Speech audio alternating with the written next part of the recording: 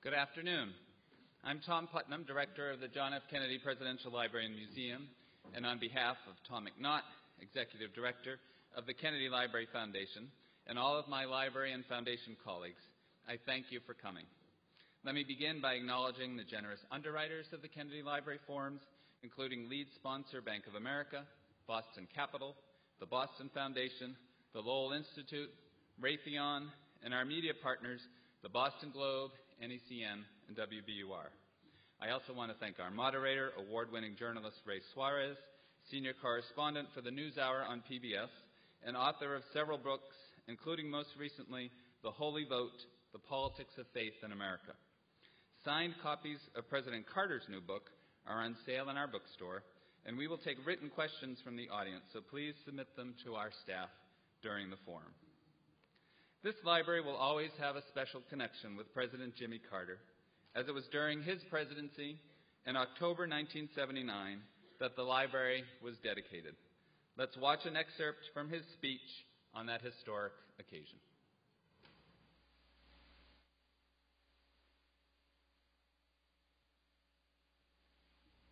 President Kennedy took office understanding that the texture of social and economic life of our nation and our people was changing, and that our nation and our people would have to change with it. Change is the law of life, he once said, and those who look only to the past or the present are certain to miss the future. He had a vision of how America could meet and master the forces of change that he saw around him. President Kennedy entered the White House convinced that racial and religious discrimination was morally indefensible. Later, that conviction became a passion for him, a passion that his brother Robert shared, and as his son has so well said, carried forward. As a Southerner, as a Georgian, I saw at first hand how the moral leadership of the Kennedy administration helped to undo the wrongs that grew out of our nation's history.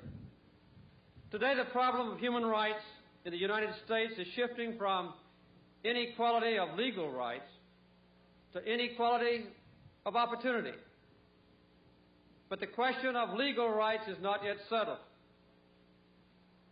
We are all Americans. We are all children of the same God. Racial violence and racial hatred can have no place among us in the South or in the North.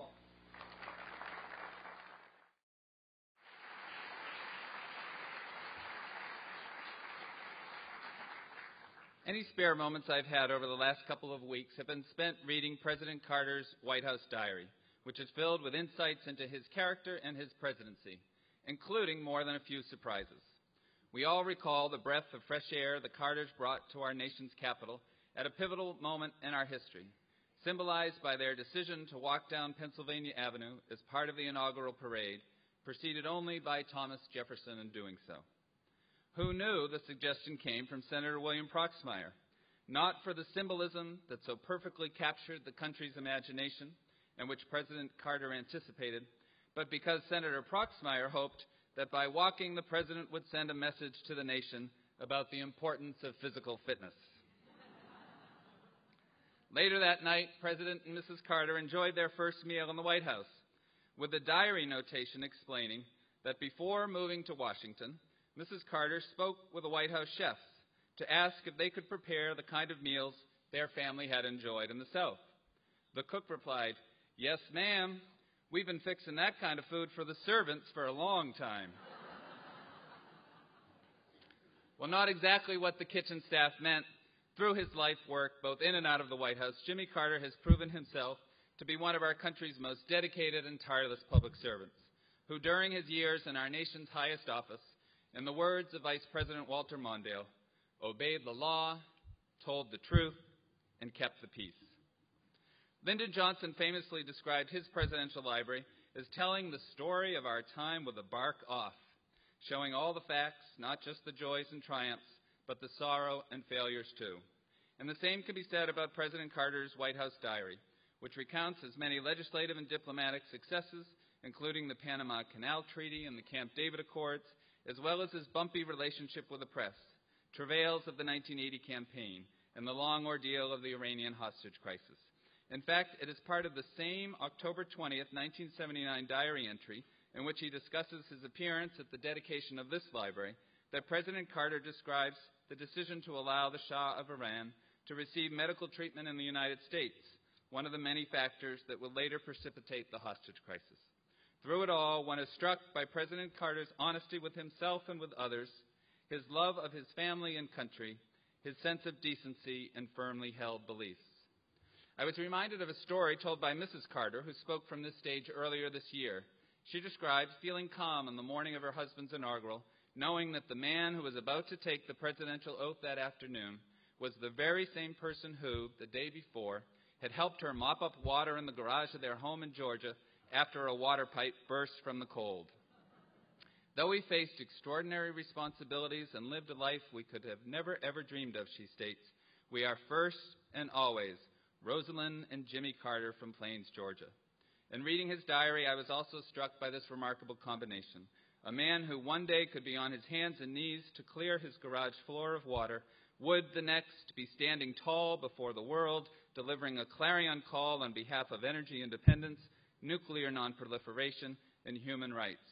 Why should we be surprised, then, by his remarkable post-presidency, the most successful in our nation's history, as he one day constructs Habitat for Humanity homes with his Georgian neighbors while interacting with world leaders the next, earning the Nobel Peace Prize for his efforts through the Carter Center to wage peace, fight disease, and build democracy throughout the globe.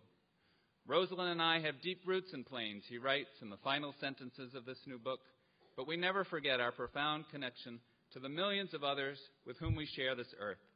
In our hearts, we have made a promise to do all we can to help those who have been less fortunate.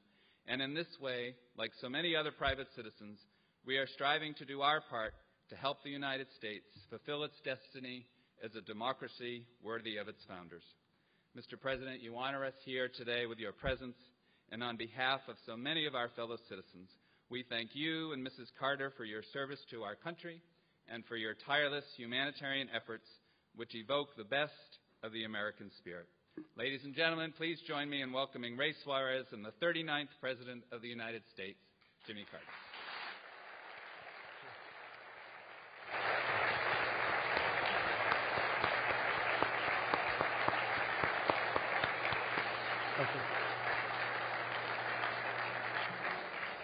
Well, sir, it's good to see you again. Well, it's nice to be with you too, Ray. Thank you. Let's talk about this remarkable and heavy volume. When you were writing it, Yes. jotting down notes at the end of a long day, dictating portions of it into a tape recorder, at that moment, were you thinking, someday somebody will read this? No, I didn't. I thought it was just a private diary that I would retain for my family, perhaps, and share it with Rosalynn. But 7 or 8 times a day, I had a small tape recorder, and when somebody left my office or when I made a decision that I knew would not be reported through the new public press, every week they give everything that a president says in public. But so I didn't include those things. But if I didn't like somebody, if I did like somebody, if I made a difficult decision, or if it was a doubtful about the future, I just dictated my own personal thoughts into that tape recorder. And when I filled up a tape, I would throw it in the out basket and put a new one in. And my secretary, Susan Cloud, when she had time, would type those up. I never read one of them until I got home, and then I found out I had 5,000 pages of diary notes. So you talk about this being heavy, you ought to see the original is this long, and it's available, by the way, in the library later on. And so this is a summary, but not a changed sentence. I didn't change anything in it. Even if I didn't approve of what I wrote 30 years ago, I didn't change it. So it's a very frank picture of what a president feels in the Oval Office, making a difficult and sometimes delightful decisions that relate to America. Some of the frank, as you say, revelations, remembrances of a day, probably would have been seen as sour grapes or a little rough or not really very presidential. If you had published this in 1984 or 1985 or 1986, does time take a little of the sting out of some of these reminiscences? I think so. I think it does for the reader who might have forgotten a lot and need to be reminded of some interesting events, whether they like it or not. But it also makes it possible for me to comment on people, many of whom are not still living with me. And obviously, folks can read this diary and my comments up to date on what I said back in those days and kind of get a perspective on history that you wouldn't get otherwise. And I don't think anybody else has ever done this. Of course, President Johnson and Lyndon Johnson and Nixon had tape recordings, some secret, some not so secret. But they were recording what they said to other people. This is my own inner thoughts. So I think it gives the most kind of a bird's eye view of what the presidency is and what it means to an individual person who serves there than anything that's ever been written. The remarkable thing about this time is that in some ways World War II is very much with us in the 70s. We're living in the long shadow of World War II. There's still an East and West Germany. There's still a very, very hot Cold War. The embers are barely cool on Watergate at this time. It is a terrible time. I mean, as I read this again, I thought, what a terrible time to be president. Did you realize this when you were writing this? Well, I didn't realize it when I was running much, but I realized it when I got there, obviously.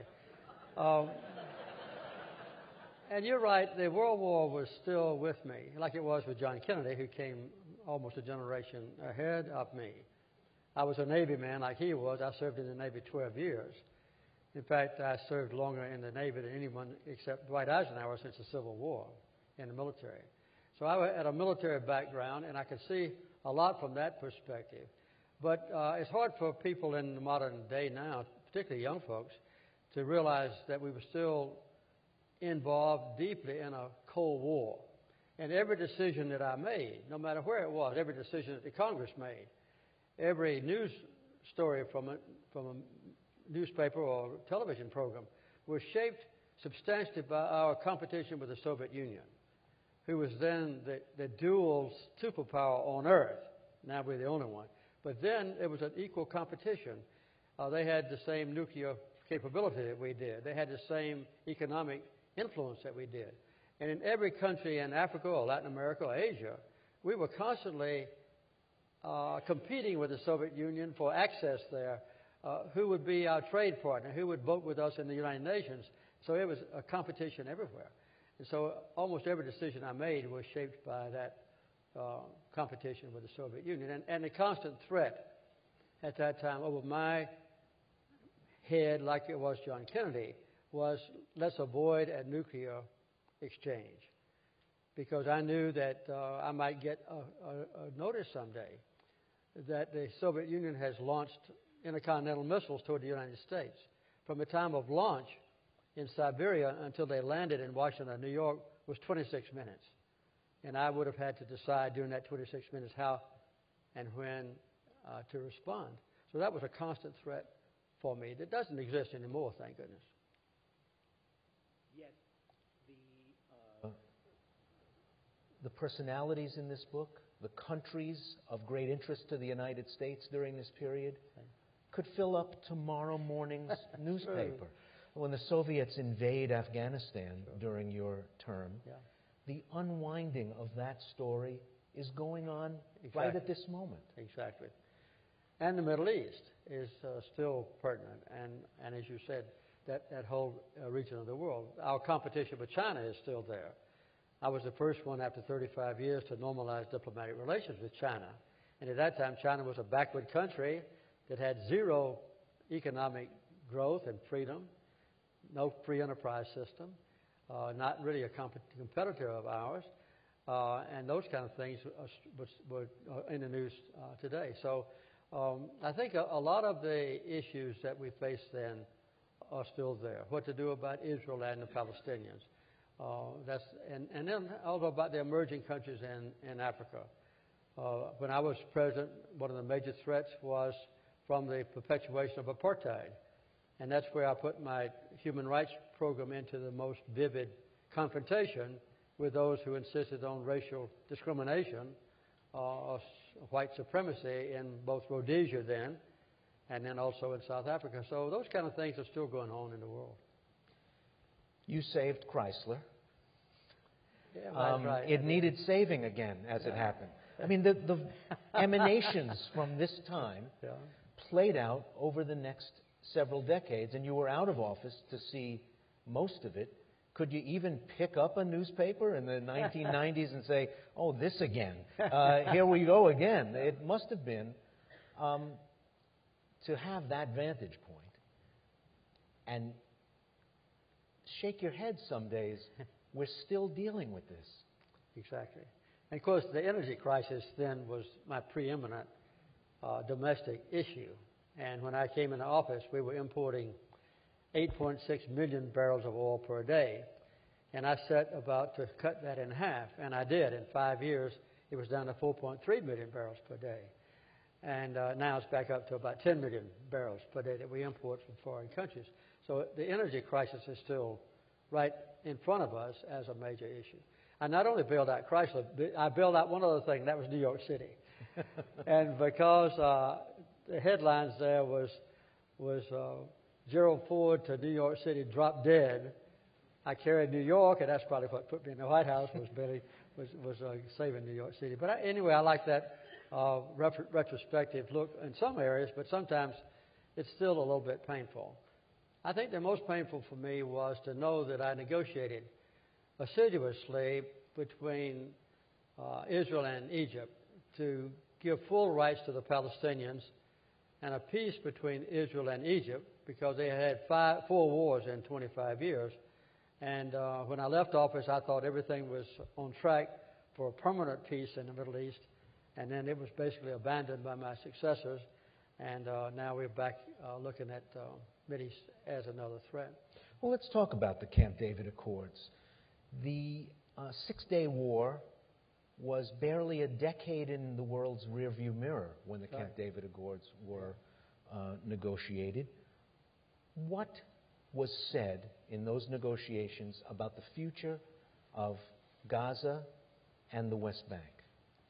Well, Sadat, when he came to Camp David, and we spent 13 days there with him and Begin, the only thing Sadat wanted was that Israel had to leave Egyptian territory, which was the Sinai Desert. And the other thing was that the Palestinians had to be given their full rights. And those were the only 2 guidelines I had from Sadat. And he was the most forthcoming member of the Egyptian delegation there. On the other hand, Menachem Begin was at least forthcoming Israeli in their 50-person delegation. All of his cabinet members were ahead of him, saying, let's go ahead and do it. And it was the last day at Camp David that we finally got an agreement between Begin and Sadat. But the Israelis agreed at that time to withdraw their military and political forces from the entire West Bank, to stop building settlements, and to let the Palestinians have what Begin called full autonomy to run their own affairs, basically. Well, that's what existed when I left office, but that hasn't happened, as you know. But the peace treaty between Israel and Egypt that came 6 months after that, in April of '79, not a word has ever been violated in 30-something years. So Israel and Egypt are still at peace. And although Egypt now has a new government, I don't believe that any violation will be contemplated by the new Egyptian leaders to throw away any of that peace agreement, peace treaty, that has kept them at peace now for 30-something years. But during that intervening 30-plus years, it's sometimes been a pretty chilly peace.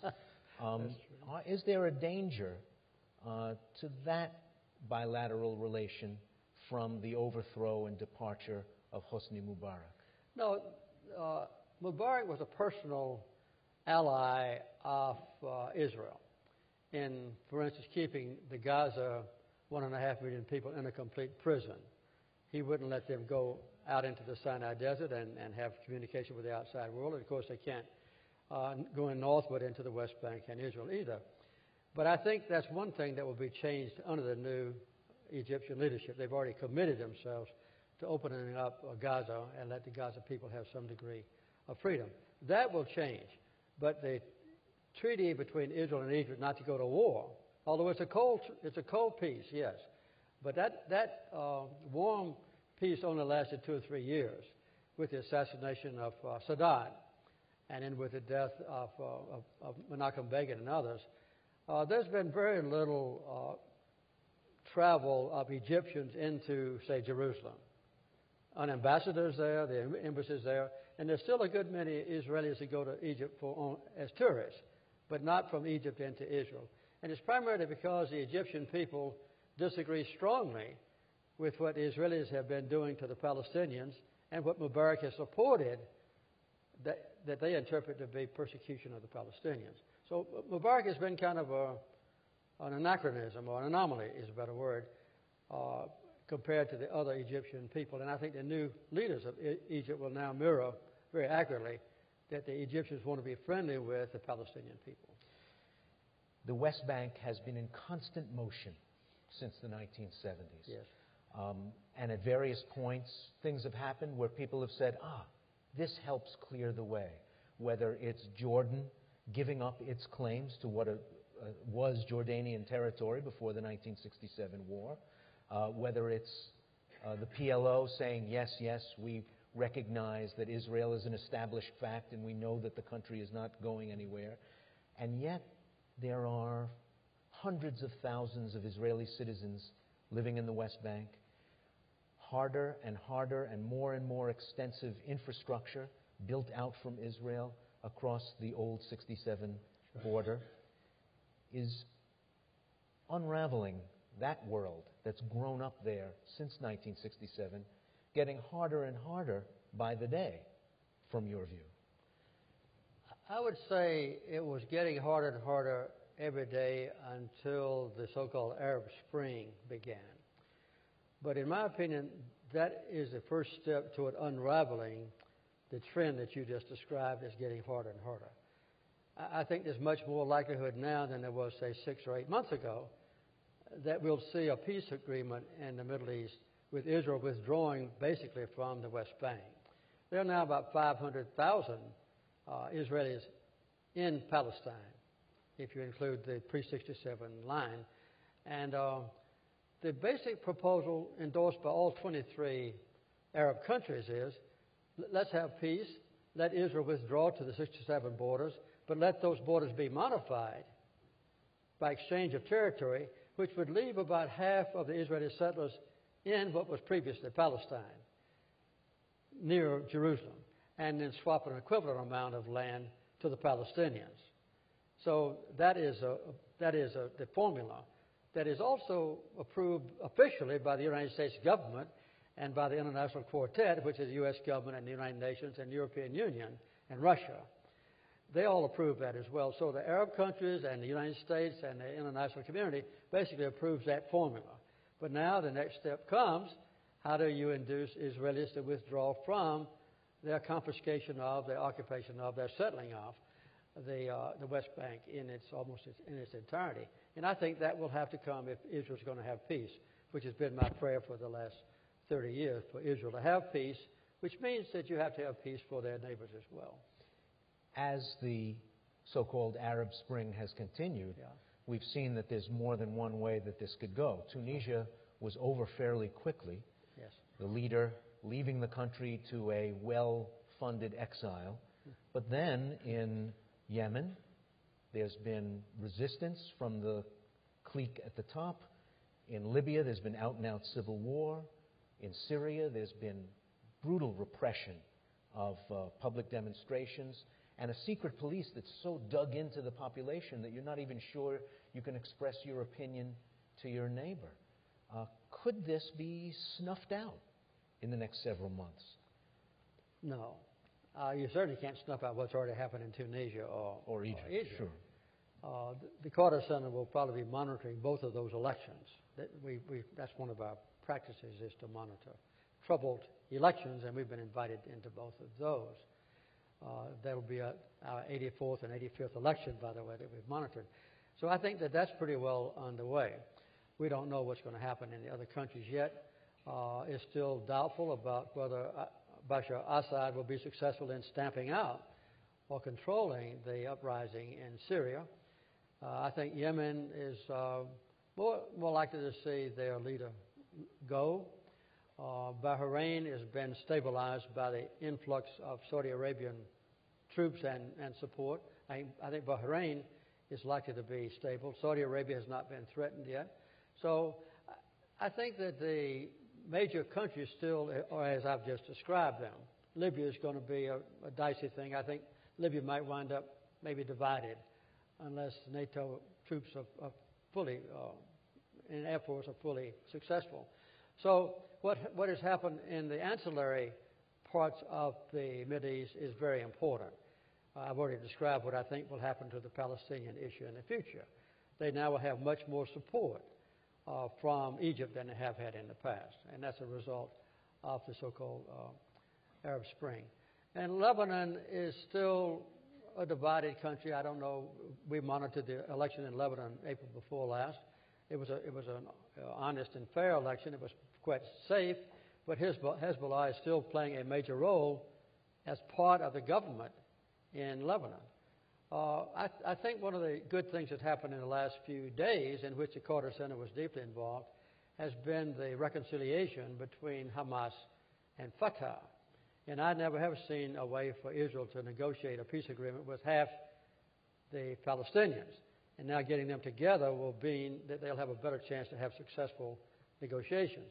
And Hamas is willing to step back and let PLO, in which they don't have a membership, do all the negotiations with Israel under Mahmoud Abbas.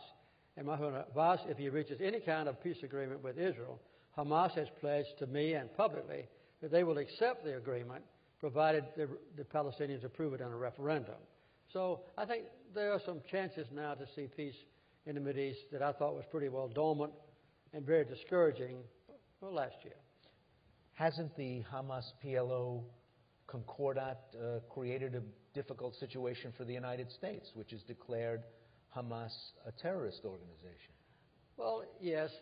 Of course, there are a lot of ways to look at this. As you probably know, Nelson Mandela was a terrorist in our country until last June because he was part of the ANC in the past.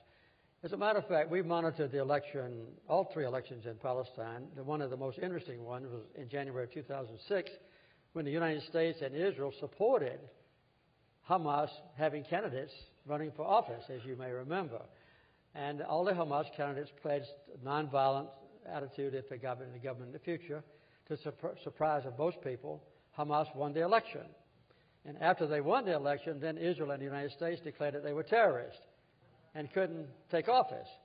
And not only were they forbidden from taking office, but all the Hamas candidates, who were engineers and college professors and farmers and so forth, who were elected and lived in the West Bank, were put in prison by Israel for 3 years or more. And now most of them are released. Some of them are still in prison. But so Hamas was basically a terrorist, declared a terrorist because of some bad things they've done. There's no doubt about that, but also because they won the election. So I think now that Hamas, in order to be accepted, will have to basically agree, first of all, to acknowledge Israel's right to exist, certainly within the 67 borders. Secondly, to pledge ceasefire. And they call it a hudna, which they have said it can last 40 years. No violence in Gaza and in the West Bank. And third, to accept as many of the previous agreements as Israel will do. So those three things are basically what I believe can happen under the best circumstances and might very well happen in the future. You've been pretty outspoken about the trajectory of that part of the world and how it looks to you and what the possibilities for peace are. Have you been surprised from time to time about the hurt feelings, the backlash, the criticism that's been directed at you for what you've had to say about the Middle East? Yes, to some degree. I've written 2 books about it recently. One was Palestine, Peace, Not Apartheid, and the other one was We Can Have Peace in the Holy Land.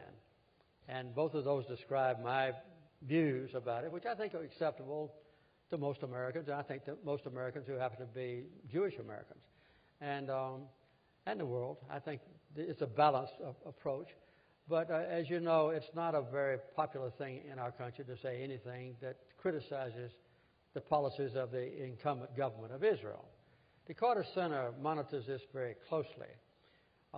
We have full-time office in Jerusalem. We have a full-time office in Ramallah in the West Bank. We have a full-time office in Gaza as well. So we have ability, which very few Western organizations have, constantly to understand what's going on within those three entities of the future West Bank. And of course, part of the Hamas delegation are in Syria, so we have been going to Syria in the past as well. So that's one of the things that we do. Recently, I've been in the Mideast. Our people have been there now. They just got back day before yesterday for 3 weeks, helping with the Palestinian Unity Agreement. Rosa and I just got back from Cuba. I just got back from North Korea.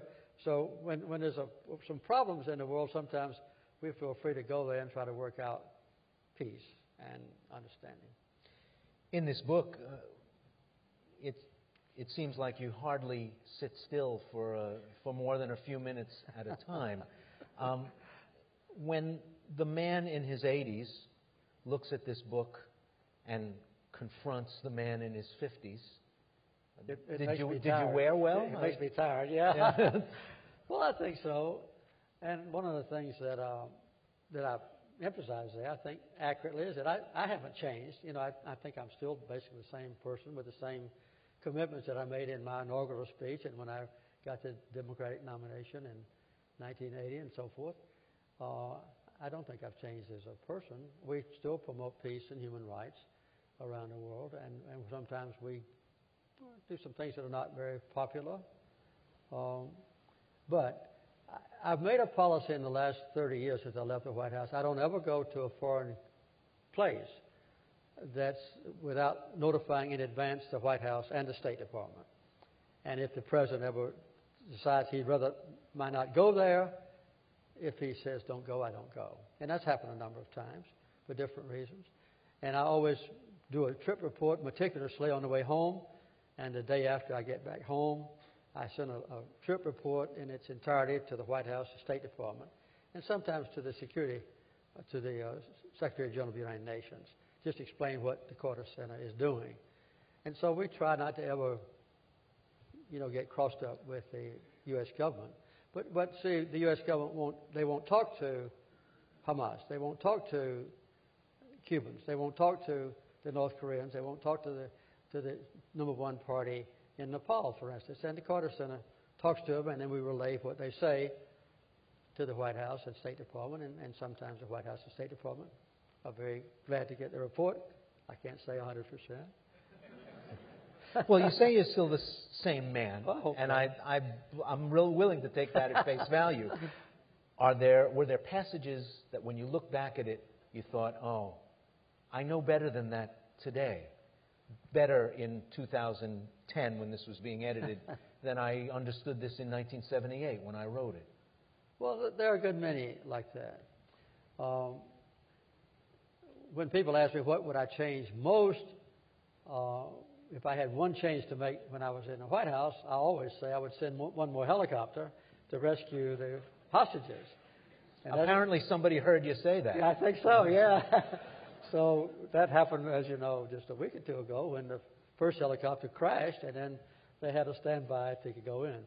Well, we knew we had to have 6 helicopters, and we expanded that to 8, but 3 helicopters failed and we had left with 5, and we couldn't rescue all of our hostages and bring back the people who were trying to rescue them, so we had to cancel. That was a very sad occasion for me, of course, and not getting the hostages out. And so that's one of the things that I would certainly have changed if I had it. If I knew now what I know then, I would have sent one more helicopter. Nobody knows what would have happened. I think I would have started the Carter Center 4 years later, but nobody knows. So, but I think the thing that I've learned most in the last 30 years is to understand the poverty-stricken and suffering and forgotten and neglected poor people on earth. I had a hazy view of that when I was in the White House. We tried to have foreign aid as much as we could, using the argument that we were competing with the Soviet Union, in Burkina Faso and in Mali and so forth. If we don't go there and help them, then the Soviet Unions are going to go there and be their friends instead of us. So we had a very strong foreign aid program. But now, Rosa and I have programs in 73 countries in the world. 35 of them are in Africa, and we go to Africa often. And we've gotten to know those people and help them primarily with tropical diseases, what the World Health Organization calls neglected tropical disease. They're not even known anymore in this country. Dracunculiasis, schistosomiasis, trachoma, lymphatic filariasis, onchocerciasis, those are diseases. But they afflict hundreds of millions of Africans. And so we work with pharmaceutical companies who give us free medicine, and we deal with the diseases in that way. But in the process, we've gotten to know those people very well. And I have learned, that they're just as intelligent as I am, and just as hardworking as I am, and just as ambitious. And their family values are just as good as mine. They just need a chance in life. And this is what I've learned much more vividly and much more personally than when I was fortunate enough to be president. So sometimes you're making policy in a kind of abstract way. Sure. Even when you're a well-informed, well-briefed leader. Absolutely. I think one of the things that benefited me when I was in the White House was I had a wife who had campaigned independently all the time I campaigned. I had 3 sons who had campaigned independently of me and Rosalynn all the time I was campaigning. And I had a mother who also campaigned independently. We had 7 campaigns running on every day, to the surprise of our opponents when we came in first. And so they still shared with me every day what they learned about the nation as they continued to travel around. So I had some insight from my own family members into what Americans were thinking and what their ambitions were that I wouldn't have gotten from State Department briefings and that sort of thing. But yes, no matter who is in the White House, there's a vast area of things that need to be comprehended more deeply that are absent from a president's busy mind. And that would be particularly true, say, in the depths of villages in the African jungles or African desert. Those kinds of things. You just don't know. I'm glad you mentioned Rosalynn, because I think by the lights of 2011, many of the things that she was doing as a matter of course, day to day, week to week, don't seem all that remarkable. Yeah. But by the lights of 1977 and 1978, they were. You depended on her a great deal for intelligence from the field, didn't you? Yeah, not only from the United States, from the 50 states, where she had campaigned, as I said, independently of me, all during the 76 campaign and 80 as well. But I would send Rosalynn to foreign countries when I couldn't go myself. And they soon learned that she could speak more accurately for me than the Secretary of State could, or the National Security Advisor. And she was a very strong-willed person. For instance, I sent her once on a 7-nation tour in Latin America. And she was able to confront the dictator in Brazil and demand that he stop purifying uranium to make nuclear weapons. And she was able to go into Colombia and tell the president that his Secretary of Defense, his Minister of Defense, was taking bribes from the drug dealers. You know, were people ready for that? I don't know whether they were ready or not. No. I mean, both in the protocol office at the State Department and in those foreign capitals. Were people ready for the wife of a leader to carry your proxy in that full way? I don't know if they're ready or not. But I was a president. And I thought it was important. And, of course, the State Department was fully aware of what was going on because they, plus the National Security Advisor staff, briefed Rosalynn before she went. And on the trip that I just described to you, my Secretary of State's wife actually accompanied Rosalynn on the trip. Cy Vance's wife did. So it was not a secret. But I think some of the foreign leaders were astonished when Rosalynn would refuse to spend her full time going to orphanages and hospitals and things of that kind and say, I want to talk to you about about your nuclear program. I want to talk to you about the drug production in your country. I want to talk to you about your violations of human rights. She was very willing to do it, to put it mildly. And she used to get multiple briefings, which she wanted and which I wanted her to have. And finally, one day I said, Rosa, why don't you just come on and sit in on the cabinet meetings in the background, and then I don't have to spend half the week telling you what happened in the cabinet meeting. So she sat in the background. And as you may remember from those days, she got a lot of criticism. Well, that's from what some I of the was. news media. I'm glad you brought it up instead of me bringing it up. But it was true that there were a lot of people in the United States who saw that and thought, wait a minute, we elected him, yeah, I know, but not her. But since then, I'm not saying that Rosalynn broke the ice, but because Eleanor Roosevelt long before was a very prominent figure. Mostly after Roosevelt did. But I think that other presidents' wives, including the current one, now plays a much more dynamic role in international and domestic affairs than ever would before. So I was very proud of her. Because we were still in the era of debate over the ERA. Yeah. We were just a few administrations removed from far more ceremonial, far more symbolic activities on the part of the First Lady. Yeah. Yes, there was Eleanor Roosevelt, but there was also Pat Nixon just a few years before, with much more likely to land in Ghana and go to the state dinner in native dress and that kind of thing than to grill the leadership. And Truman and others, it didn't want to have anything to do with public life. That's true. Well, as I pointed out, one of my proudest moments in the presidency was when Rosa was chosen as having among the 10 most beautiful legs on earth. So did she represent one of the 10 women, or were her 2 legs? Her 2 legs. 20% of the most. 2 of the 10 most beautiful legs, or? That's right. Oh, okay. That's right. 2 of the 20 most beautiful 2 legs. of the 20 most beautiful legs. But you see, there was a lot of laughter and closeness with me and Rosa. Well, that's good. I'm glad that she was recognized for all her talents. Oh, she did. That's true, she was. And she still concentrates on mental health, which she did then, including when I was governor 8 years before I was elected president. We got to see your legs more than most other presidents do. And there was comment at the time as well, because Eisenhower, for better or worse, wasn't photographed jogging. And the Secret Service agents who followed him around could probably smoke more because they knew they wouldn't have to run after the boss. But you, and I had a laugh at one point where you were freezing out on the C&O Canal Trail because your Secret Service detail couldn't pick you up because they were caught in traffic. And then you admit that it's kind of your fault because you didn't want anybody to know where you were. That's right. Yeah, we never told anybody ahead of time.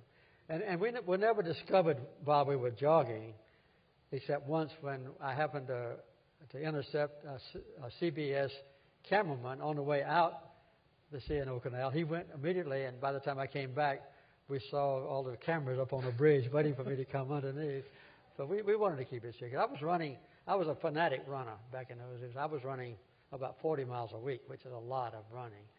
But I was keeping in pretty good shape. Well, that's why we're able to be here today, I think. So, because many of the leaders you mention in this book aren't able to run anywhere today. No, it's not funny. But, as a reminder of what a pivotal time the 70s were for the world, for the country, a lot of legacy, unhandled questions from previous decades, and also pitching forward to the problems that would still plague us all these many years later. That's true. When you see, for instance, the Reagan staff dismantling the solar collectors on the top of the White House, when one of the first things the new president did was end the basic educational opportunity grant, which allowed a lot of poor kids to go to colleges they never would have been able to attend. Did that make real in a way that simply the numbers and the electoral college didn't, what it meant to lose, how things could be undone in just a very short time? Well, I think so. I don't want to be too personal about it, but obviously when you work on the Middle East peace and you think you've got a comprehensive agreement there, and then you leave office and there's hardly a word said about Middle East peace for the next 8 years. Or when you work for 4 years and get an energy policy that is reducing dramatically energy consumption in this country and building up alternative sources of energy and conservation particularly, and see it totally not only abandoned but derided within a few days after President Reagan comes in office, those things do hurt. And the most controversial thing that I ever did, the most difficult political challenge I ever had in my life, was the Panama Canal treaties. And signing those with President Reagan, then Governor Reagan, constantly sniping at me for giving away our canal, and then having to get 67 votes in the Senate was the most difficult challenge I ever had, much more difficult than running for office or being elected. But I think in the long run, some of those things have panned out okay. For instance, the Panamanians, who were derided then as drug addicts who couldn't manage, their own affairs, now have 5 times as much revenue from the Panama Canal Treaty as we did when we turned it over to them. And now they're building a second channel there, which we had doubled the traffic going through. So some of the things we did have turned out quite well. And I think our human rights policy is another one. You have to remember how controversial some of those things were, because before I became president, the United States presidents were habitually in bed with the dictators, particularly in, say, Latin America, all over the world. That's been shown up lately in the so-called Arab Spring, how we've been in bed with all of those dictators that have now been overthrown. But before I came in office, this was a case in almost every country in Latin America. Almost without exception, South America was dictatorships. And we would trade with the dictators to make sure we got first crack at bauxite and tin and steel and copper and pineapples and bananas. And so the American corporation would harvest great benefits from our being cozy with the dictators. So if anybody challenged them, if, say, native Indian Americans down in those countries wanted to have freedom of speech or human rights, or if the poor people wanted to rise up and have better things, then we just automatically abandoned them as communists. And so we stamped out the communists, and we would send in U.S. Marines or Army troops, sometimes to spend several years, to protect the dictators. So we changed all that. And it was very unpopular. It's hard now to remember how unpopular some of those things were. And yet, there's a certain stylish admiration of hard-headed, unsentimental leadership that would just say, look, we need the tin, we need the bauxite to make the aluminum. I don't care who's running the show in Santiago, sure, in Bogota, in Sao Paulo. I heard that from everywhere. The U.S. Chamber of Commerce and the Business Roundtable, all of them would come forward and say, look, you're destroying, damaging the American economic system. But it turned out to be good because shortly after I left office, every country in South America had become a democracy. We have time for a couple of questions. Oh, me, okay, very good. Yeah. And they're good ones. Okay, I'm sure. How can the immobilizing partisan politics of today's Washington be overcome? Uh-oh. I thought I'd start with an easy one. Yeah, right. To be simple about it, to try to get out of politics the unwarranted infusion of money.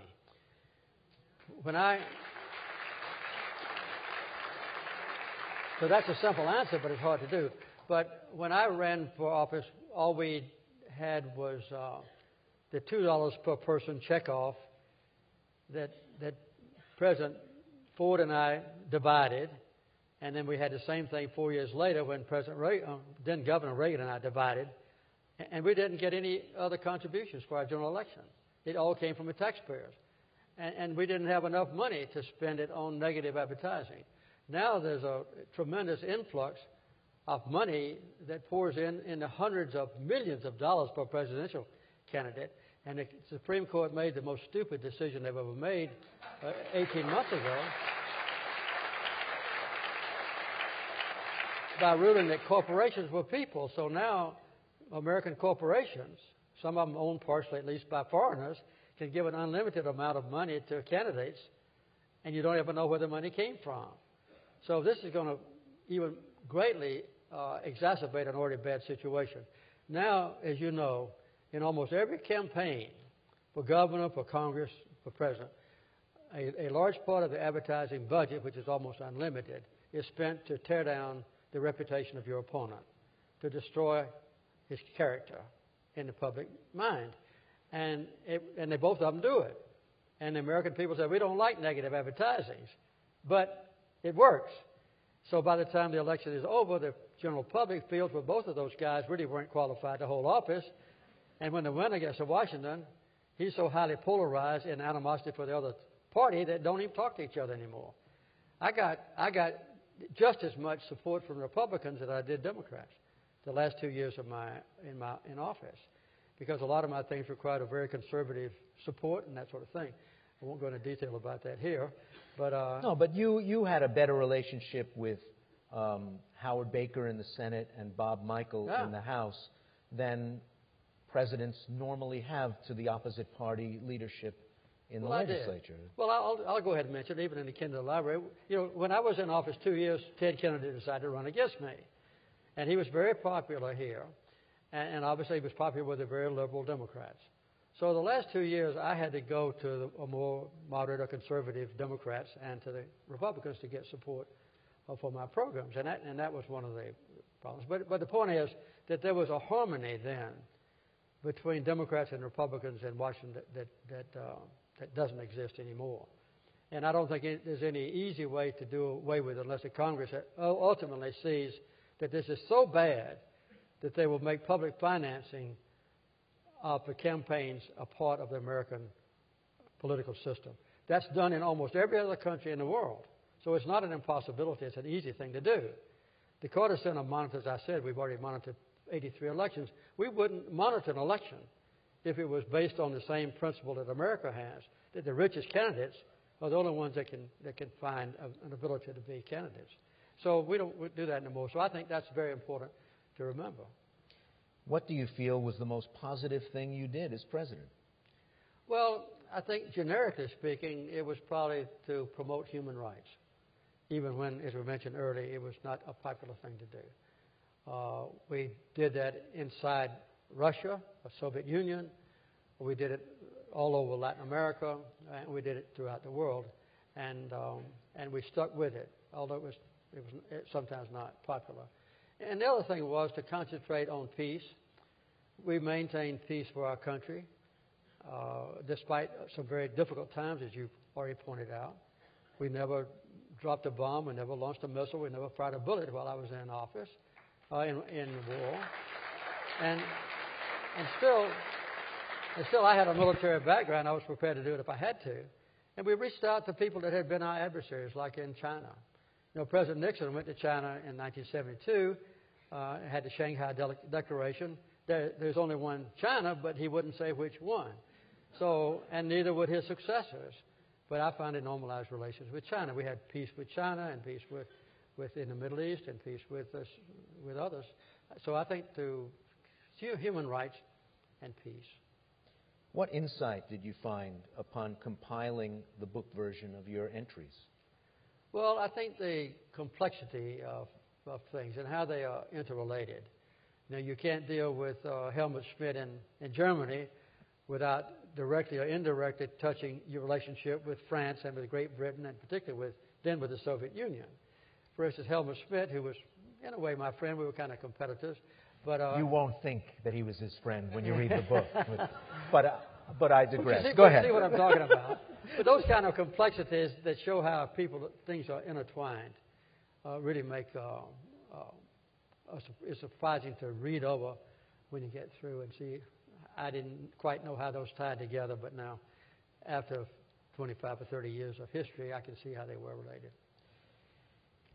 As you've thought about it, to the degree that you've thought about it, were there style things that you might have done differently as president that would have showed yourself to the people in a slightly different way? It made the papers when you carried your own luggage. It made the papers, and obviously the image was beamed around the world when you walked the inaugural route. There seemed to be, after the imperial presidency of Richard Nixon, an idea that you could be first citizen of the United States rather than a quasi-monarch. But, I found out quickly that the American people want kind of a monarch. And two of the most unpopular things I ever did was doing away with Hail to the Chief every time I walked in the room.